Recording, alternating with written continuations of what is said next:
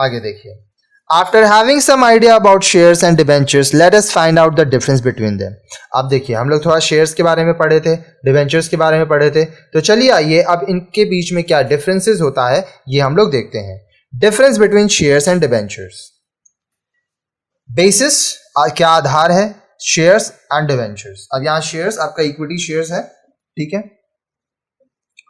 Status, share holders are the owners of the company, they provide ownership capital which is not refundable unless the company is liquidated. Debenture holders are the creditors of the company, they provide loans generally for a fixed period which are to be paid back. अब shares क्या है, share holders जो होते हैं वो company के मालिक होते हैं, ठीक है। ये कंपनी को ओनरशिप कैपिटल पूंजी देते हैं जो कि रिफंडेबल नहीं है जब तक कंपनी बंद ना हो। डिबेंचर होल्डर्स जो होते हैं वो कंपनी के क्रेडिटर्स होते हैं, कंपनी को इनका पैसा एक फिक्स पीरियड के लिए मिलता है लोन के रूप में और ये उनको रिटर्न करना पड़ता है। Nature of return on investment, ठीक है। अब जो रिटर्न ऑन इन्वेस्टमेंट है उसका क्या नेचर है, share holders get dividends, its amount is not fixed as it depends on the profit of the company. अब देखिए, जो शेयर होल्डर्स हैं उनको डिविडेंड्स मिलता है। अब इसका जो अमाउंट है वो फिक्स नहीं है, ये कंपनी के प्रॉफिट के ऊपर डिपेंड करता है, जैसा प्रॉफिट होता है वैसा डिविडेंड मिलता है। Debentures, interest is paid on debentures as the fixed rate.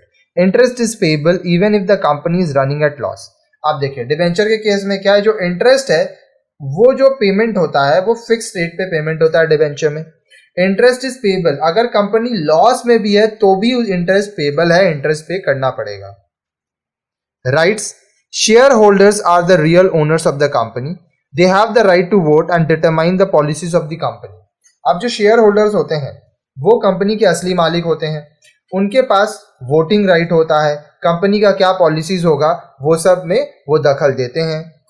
Debenture holders do not have the right to attend meetings of the company, so they don't have no say in the management of the company.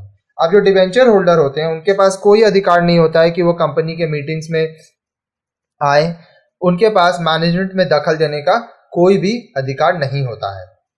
Security, no security is required to issue shares. अब देखिए, अगर share issue करना है company को तो कोई security का जरूरत नहीं है। Debentures, generally debentures are secured, so sufficient fixed assets are required when debentures are to be raised.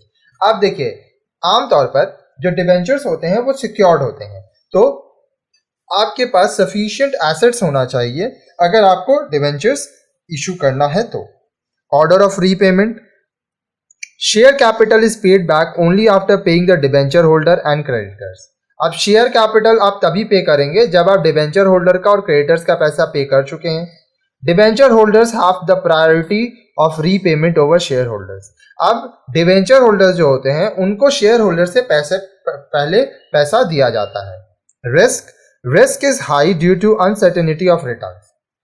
अब शेयर्स में क्या है, रिस्क ज्यादा है क्योंकि जो रिटर्न है वो अनसर्टेन है, प्रॉफिट ज्यादा हुआ तो ज्यादा रिटर्न मिलेगा, लॉस हुआ तो सहना पड़ेगा। डिबेंचर में little risk due to certainty of return. अब डिबेंचर में क्या है, रिस्क कम है क्योंकि ये है फिक्स कि आपको आपका जो इंटरेस्ट रेट है, जो प्रिंसिपल अमाउंट है वो मिलेगा ही मिलेगा।